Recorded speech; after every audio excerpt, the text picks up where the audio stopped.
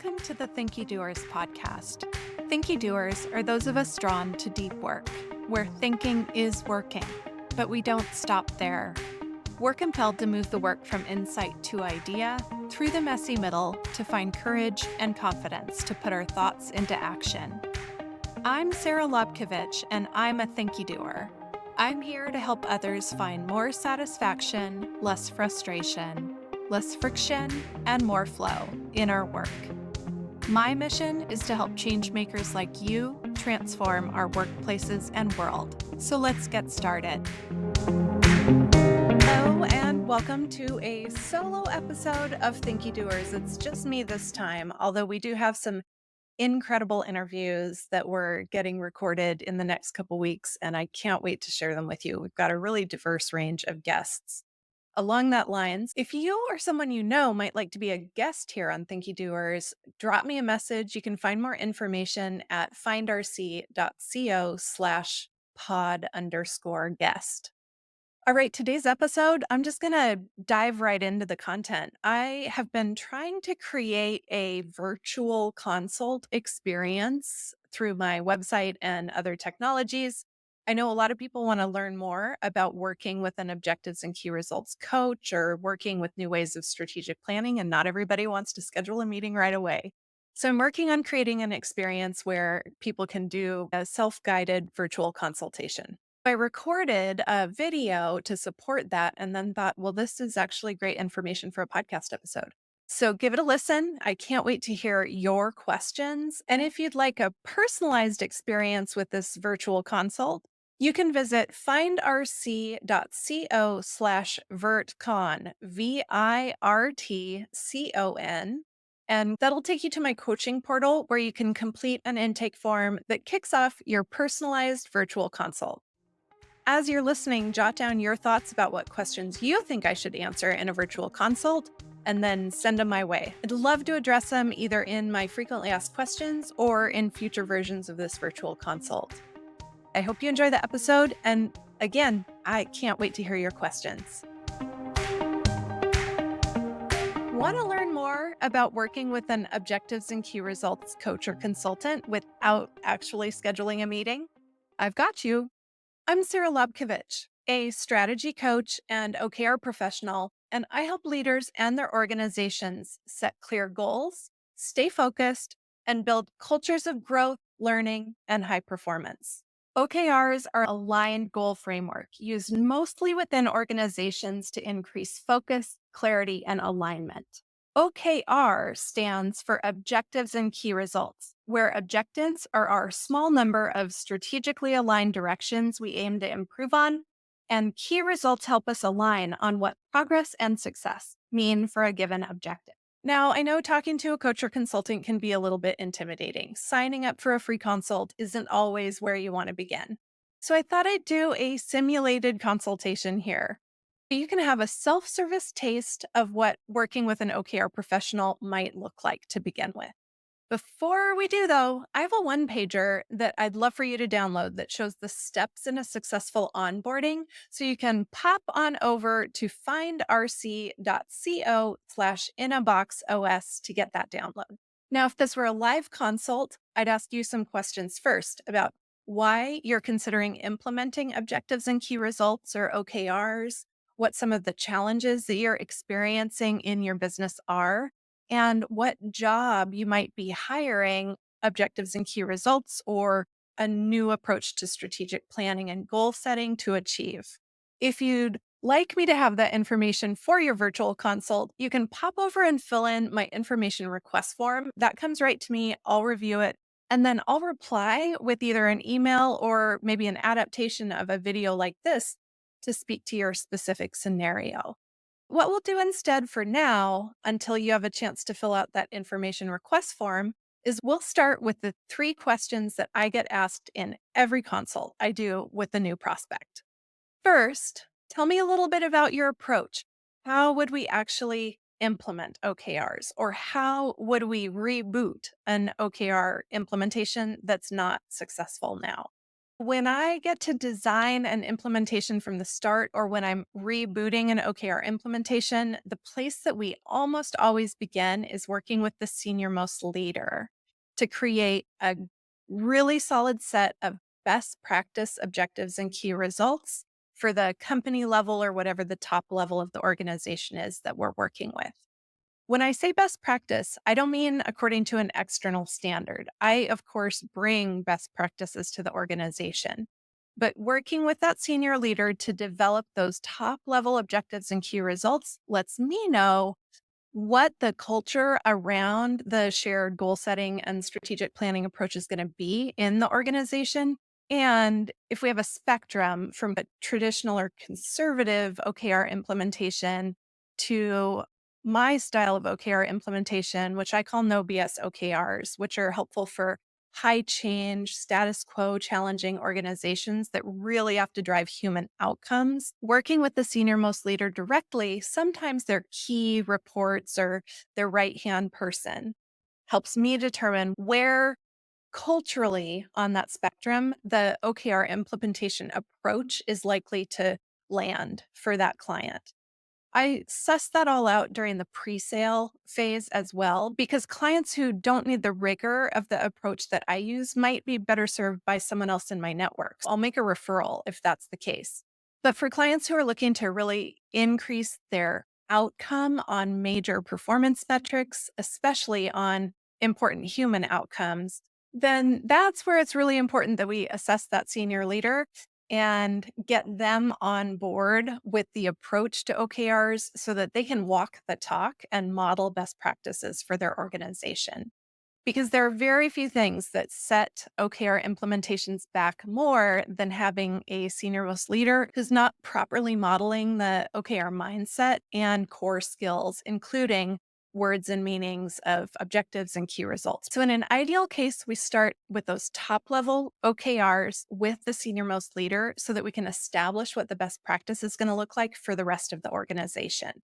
The next step, which sometimes happens concurrently, is onboarding other senior leaders.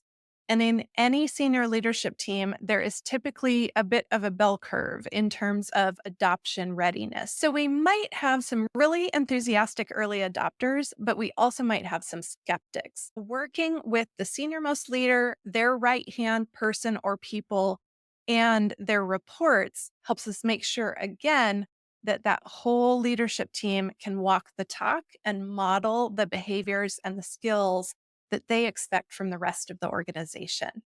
Once we've got best practice top level objectives and key results, and the senior leaders are onboarded to them, then we can share the OKRs with the rest of the organization. We typically provide communication support around that step because how the organizations are presented and explained to the organization, either at that first town hall meeting or at the first post OKR reboot town hall, can really set the tone for the success of the methodology adoption going forward. Once OKRs are shared with the rest of the organization, sometimes that's where my work with clients end. They just want to get that top level OKRs established.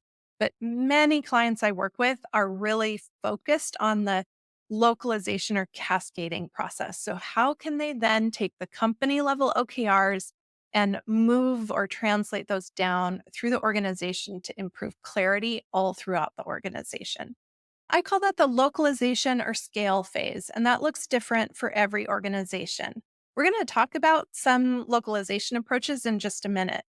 But we have all sorts of options for that localization or scale phase, ranging from hands on coached workshops, one on one with key teams or individuals, all the way down to large, fully independent, self paced online learnings that facilitate people through the creation of OKRs. And then we've got lots of options in the middle that combine that hands on coaching approach with live or asynchronous workshops that let people learn OKRs as they actually create them, backed with things like an online community for your OKR Center of Excellence or office hours where people can schedule time to get help from an OKR coach when they need it.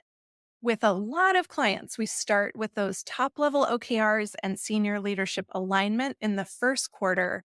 get them through working with OKRs for a quarter, work the hitches out of the get along, working together with that senior leadership team. And then at the end of the first quarter of the implementation or reboot, we assess what we've learned. We make any changes necessary to the top level OKRs. And then that's usually when we begin the scale process, is at the end of the first quarter. Some organizations need to do that more slowly. If you've got a really established strategic plan that the organization is used to working in line with, or if we have to line up with something like individual evaluation or individual goal setting details and reconcile the systems. We'll talk about that in a minute too. In some cases, then, if we need to stagger the onboarding or arrange it differently, sometimes we link the strategic plan to objectives in the first quarter and then layer in key results in the second quarter before we begin scale. And in other cases where we do have those individual goal alignment questions to work out, we make the calendar work for whatever the organization's actual reality is. The second key question that I almost always get asked, it's that scale phase or the localization phase, where most companies are implementing OKRs not just so they have that clarity at the top of the organization, but so clarity, focus, and alignment can roll down through the rest of the organization and increase our alignment from top to bottom. I use a bit different approach to localization than some other practitioners. Traditional approaches to localization or cascading or connecting OKRs tended to work sequentially from the top of the organization down through the layers of the organization. That can work great for some organizations in some settings. The fast moving, high change orgs that I work with mostly tend to need a little bit faster and more nimble approach. If they try to do that sequential localization down through multiple levels of the organization, they might find themselves spending a lot of time on goal setting that could be spent on achieving goals. The localization approach that I use with clients is a little bit different. We establish those awesome best practice for your organization top line goals at the top of the organization. And then we do a first level localization to the functional orgs that report into the top level. And this is a little different if you've got a large global organization where the next layer down is regions or really independent programs. That takes place in some organizations where that second layer is like individual little mini companies. So in that case, we do company level or top level OKRs at the top level, and then we do a mini version of those at that 1.5 level down, is what I call that. But if we don't have that structure where we need to accommodate that 1.5 level and we're just rolling down to functional organization like product, customer support, finance, marketing and other core functions, engineering, those functional disciplines. So then I typically support creation of those L2 or the functional objectives and key results, working with each of the functional leaders. Sometimes we have cross functional OKRs at that level, but a lot of times it's working with each of the individual functional leaders and sometimes some of their key staff in alignment with our senior executives. Because again, we want those L2 OKRs to model the organization's best OKR practices. Achieving that with that L2, we can do in a number of ways. Sometimes those are hands on live coached workshops with our L2 leaders. And I'm talking about in a matter of a couple hours, not days or weeks. Sometimes we can handle those in a workshop setting or a cohort based setting where people are learning OKRs as they create them with quality assurance from me. We've got our top line OKRs and our first level of localization to those functional organizations. From there, localization varies by organization. Sometimes in large orgs, we do one more layer of localization, but I find that to be fairly rare, even in really large organizations, because if we've done our job well at the company level and the functional level, we don't always need another level of OKRs. A lot of teams and people in the organization can look up at the company level and functional level OKRs and get the clarity they need to know what they need to focus on.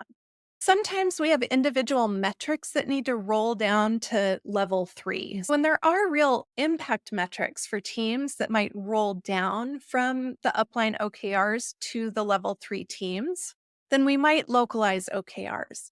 But what I find way more often is if we've got solid top line OKRs and then strong level 2 functional OKRs, is that from there, the OKR creation process can become bottoms up. So teams and people in the organization can be enabled. And again, we've got a variety of ways to do this to create objectives and key results for their teams, for their initiatives, for other major important projects in a bottoms up way that then align their team or initiative OKRs to the company and functional OKRs. This approach to localization simplifies everything about OKRs. It means for most clients, we can focus on methodology adoption before we're having to do extensive tooling or deciding on an OKR platform. I love my friends at platforms. I've got lots of friends at platforms, but we do want to make sure that the methodology is really firmly established before we start thinking too much about tools. My reason for that is you're in a way better position if you have people get frustrated. We can't do the dashboarding we need, or we need to expand our OKRs deeper into the organization and clamoring for that expansion and saying, oh my gosh, we need software to help with this. Then if you start with software, then people tend to just not use it or they're really resistant to it. I like to create the demand for software by having a really strong methodology adoption, because then when they're banging down your doors for OKR software, you've got a great problem to have. And you also know what use cases you need your software to accommodate. That's a little bit about my approach to localization. And the third question I get in almost every intake meeting is, we're struggling with how OKRs reconcile into personal goals or individual goals or into our performance management or incentive pay system. Sometimes this is the first question out of the gate from prospects. I go into more detail on this in some of my other blog posts and videos, but without getting into all the technical details, is we do that reconciliation with clients all the time. Almost every engagement I do has a reconciliation between the group goals in the OKRs and then aligned individual goals that dictate performance management or incentive pay. We don't use the language of individual OKRs or localizing OKRs down to the individual, because if we do that, the term key results tends to get diluted and lose its meaning.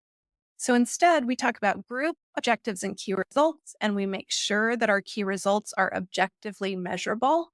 And then we talk about our aligned individual goals, that people can look at the upline system of goals and then ask themselves, what are the goals that I need to set for myself to align up to the upline objectives and key results or strategy? I've got a whole bag of tricks around how mechanically you can design rubrics or evaluation criteria that take into account both the group goals and effort toward the group goals and performance on those aligned individual goals, so that we wind up with a fair incentive and compensation system that doesn't disincentivize aggressive goal setting or stretch goal setting, because we want our people to feel safe and excited to set big, bold, ambitious goals and then try their best to achieve them. All right, so that brings our virtual consultation to a close. Those are the three main questions I get asked in almost every consult, but I really want to hear your questions. So post your questions in the comments here, or complete my information request form. Ask me your questions so that we can continue this virtual consult with information about your actual business and scenario. If you'd like to learn more, download my No BS OKRs in a Box one sheet at findrac.co/inaboxos. Or you can visit findrac.co/YouTube_freebies to access all of my free resources in one spot, including an OKR assessment tool, a strategic achievement scorecard quiz, my WTF or OKRs guide, or I can't wait to see your information request form in my inbox so we can continue this virtual consult. I'll see you there soon. All right, friends, that's it for today. Thank you for joining and listening. I really can't wait to hear from you about what in this episode resonated, where you got stuck or confused. And remember, that's always on me, not you, so I would love to hear your feedback. Also, don't forget to subscribe to our newsletter, f.co/newsletter, or we have a master waitlist at findrc.co/waitlist. If you want to receive the one email that includes everything that's about to launch around here, so you can hear about everything happening all at once before the general public. If there's anything I said today that you have questions about, you can find me at Sarah Lobkovich pretty much everywhere. I'm pretty sure I'm the only one. It's SarahLobkovich. Nope, nothing here is easy to spell. You'll find a shortcut to the show notes for today's episode via thinkydoers.com. You're always invited to contact me by email. The easiest one to spell is Sarah, S-A-R-A, @thinkydoers.com. If you have other Thinky Doers in your work world, please pass this episode along. We really appreciate your referrals, your mentions, your shares, and your reviews. Thank you for tuning in today, and I look forward to hearing the questions this prompts for you.